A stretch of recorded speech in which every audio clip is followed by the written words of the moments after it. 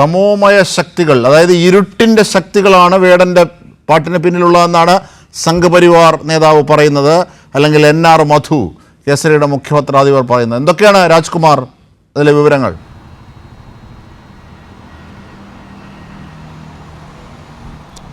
ഈ കേട്ടതിനപ്പുറം ഇതിൽ എന്ത് വാക്കുകളാണ് നമ്മൾ പറയുക? ഒരാൾ പറയുന്നു ഉന്നത കുലജാതനാകണമെന്ന്, മറ്റൊരാൾ പറയുന്നു ഇതുപോലെയുള്ള ആൾക്കാർ വിഘടനവാദത്തിൻ്റെ ആളുകളാണെന്ന്. ഇവിടെ തന്നെ വൈരുദ്ധ്യമുണ്ട്. സ്വാഭാവികമായിട്ട് ഇപ്പോൾ ഇതൊരു അമ്പലപ്പറമ്പ്, അതായത് കുണ്ടറയിൽ RSS നിയന്ത്രണത്തിലുള്ള ഒരു ക്ഷേത്രത്തിൻ്റെ പുനരുദ്ധാരണവുമായി ബന്ധപ്പെട്ട് നടന്ന ഉത്സവത്തിൻ്റെ സമാപന ചടങ്ങിലായിരുന്നു ഈ NR മധു ഉദ്ഘാടകനായി എത്തിയതും അദ്ദേഹത്തിൻ്റെ വിവാദമായ ഈ പരാമർശങ്ങളാണ് ഇപ്പോൾ നമ്മൾ ഈ കേൾക്കുകയും ചെയ്തത്.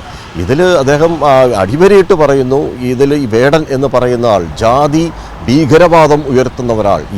ഇതുപോലൊരു പദങ്ങളൊക്കെ ഉപയോഗിക്കുക എന്ന് പറയുമ്പോൾ അതിലുണ്ടാവുന്ന അസഹിഷ്ണുതയാണ് ഇതിൽ ഏറ്റവും പ്രകടമാകുന്നത്.